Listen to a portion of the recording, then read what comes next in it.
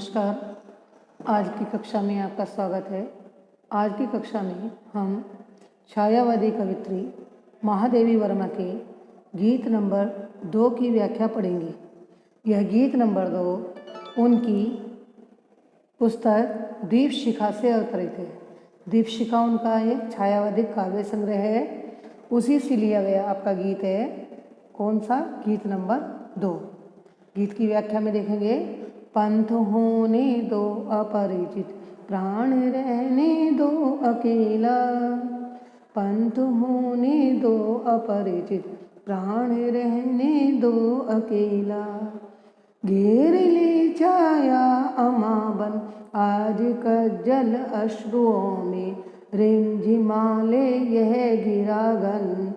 और होंगे नयन सूखे, तिल बुझे ओ पलक रूखे। आर्द्र चितवन में यहाँ शत विद्युतों में दीप खेला। पंथ होने दो अपरिचित, प्राण रहने दो अकेला।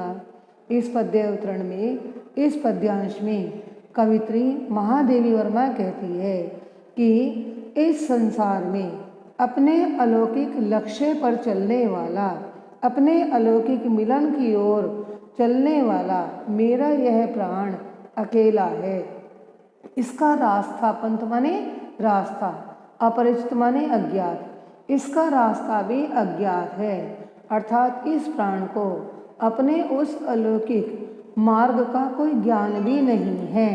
आज इस मेरे प्राण को भले ही विचलित करने के लिए अज्ञानता की, सांसारिक विषय वासनाओं की, सांसारिक बंधनों की अमावस्या छाया बनकर घेर ले, उसे अपने में समाहित कर ले, उसके चारों ओर छा जाए। आज भले ही इस मिलन की वेला में कज्जल माने काले काले काजल लगे हुए नेत्र रूपी जो बादल हैं, वे लगातार वर्षा की बूंदों के आंसुओं को गिराते रहें और आंसू रिमझिम की ध्वनि के साथ लगातार गिरते रहें। इन आंसुओं के गिरने से नेत्र भी सूख जाएं और इन नेत्रों से देखने वाले उस अलौकिक मिलन के क्षणों को जो मेरी नेत्र देख रहे हैं, उनकी पुतलियां भी बुझ जाएं, अर्थात उनकी रोशनी भी शांत हो जाए। मेरी आँखों की पलकें भी जो आर्द्रता से, जो नमी से भरी हुई है, वे भी सूख जाएं, उनके अंदर भी रुक्षता आ जाए, रूखापन आ जाए।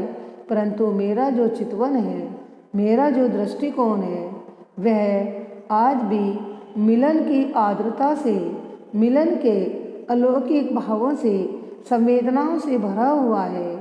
इस मार्ग पर चलने वाले मेरे इस दीपक रूपी प्राण को भले ही सैकड़ों विद्युतों की चमक चकाचौंध करती रहे, लेकिन इस चमकने वाली सैकड़ों बिजलियों की शिखाओं में भी यह खेलता रहता है। भले ही मेरे प्राण का मार्ग अकेला है, अपरिचित है, उस प्राण को अकेला ही रहने दो। अन्य होंगे चरणहारे और है जो लौटते, देशूल को संकल्प सारे। दुख व्रति निर्माण उन्मद, यह अमरता नापिते पद। बांध देंगे अंक संस्कृति से तिमिर में स्वर्ण वेला। पंथ होने दो अपरिचित, प्राण होने दो अकेला।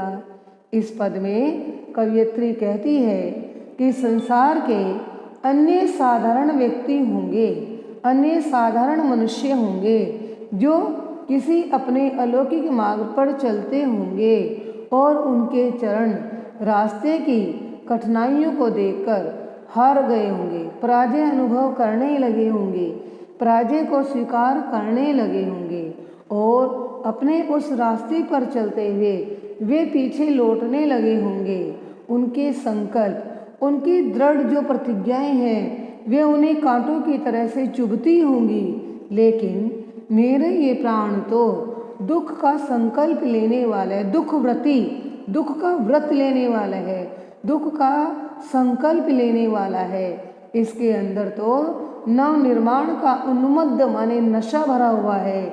इस प्राण के अंदर तो नए मिलन की रचनाओं का एक नशा, एक मद, एक आनंद भरा हुआ है।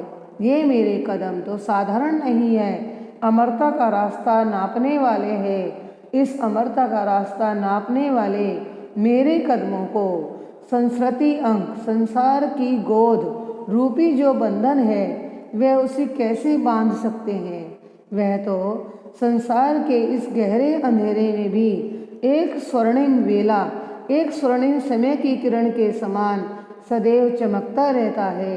मेरे इस अलौकिक मार्ग पर चलने वाला प्राण अकेला है, उस प्राण को अकेला ही रहने दो।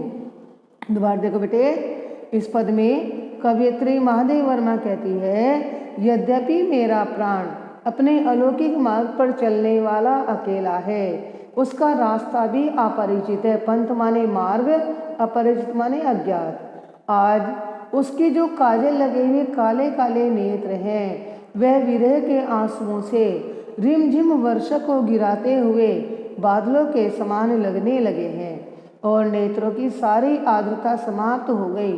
उनमें संवेदनाएं और भावनाएं भी सूख चुकी हैं। नेत्रों में जो मिलन के अलौकिक प्रकाश की पुंज जले हुए थे, वे पुतलियां भी प्रकाश से बुझ गई हैं, पलकें भी रूखी हो गई हैं। लेकिन मेरा जो चितवन है, मेरी जो देखने का भाव है, वह आज भी आशावादी, आंतरिक आनंदित चमक से भरा हुआ है।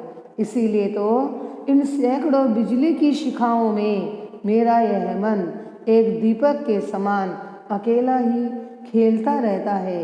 मेरे अलौकिक मिलन का मार्ग अपरिचित है, चलने वाला प्राण अकेला है, उसे अकेला ही रहने दो। संसार के अन्य साधारण लोगों के चरण या पैर होंगे जो कुछ कदम चलने के बाद थकावट अनुभव करने लगे होंगे, हार गए होंगे, पराजय स्वीकार करने लगे होंगे, जो सदैव एक दृढ़ संकल्प के मार्ग पर चलते हुए पीछे लौटने लगे होंगे, जिनके सारे संकल्प, सारे प्रतिज्ञाएं कांटों की तरह से उन्हें चुभने लगी होगी। लेकिन मेरा यह प्राण तो कोई साधारण प्राण नहीं है, इसने दुख का संकल्प लिया हुआ है। ये अत्यधिक दुखों को सहने के लिए दृढ़ संकल्प ही है। इसके अंदर एक नवनिर्माण का आनंद, नवनिर्माण का नशा, नवनिर्माण का पागलपन, जुनून भरा हुआ है। ये मेरे कदम जो अमरता का रास्ता नापने के लिए तत्पर है, क्या इन्हें संसार की गोद रूपी सांसारिक बंधन बांध सकते हैं। इस संसार का अंधकार तो इसके लिए विचलित करने वाला मार्ग नहीं है। वह संसार के अंधकार में एक स्वर्णिम वेला, एक सुनहरी किरण के समान सदा ही चमकता रहता है। भले ही मेरे प्राणों का मार्ग अकेला और अपरिचित है, इस पर चलने वाला प्राण अकेला है, उसे अकेला ही रहने दो। बच्चों, इस गीत के अंदर कवयित्री ने वियोग श्रृंगार रस के साथ साथ आनंद की अनुभूति की है। लक्षणा शब्द शक्ति है, अलंकार में मानवीकरण और रूपक अलंकार है। इसके शब्द अर्थ भी कभी कभी पूछ लेते हैं। तिल का अर्थ है यहाँ पर पुतलियाँ, आर्द माने गीली, ठीक, चितवन माने दृष्टिकोण आदि। इस प्रकार से ये छायावादी कवित्री का गीत आज पूरा हुआ। इसके आधार पर बेटे ये जो अंडरलाइन बने हुए हैं, ये आपकी रेखांकित व्याख्या आ जाती है। आप इस रेखांकित व्याख्या को इसके शब्दावली के आधार पर ही करेंगे। आज की कक्षा हमारी यहीं पर समाप्त हो रही है। धन्यवाद।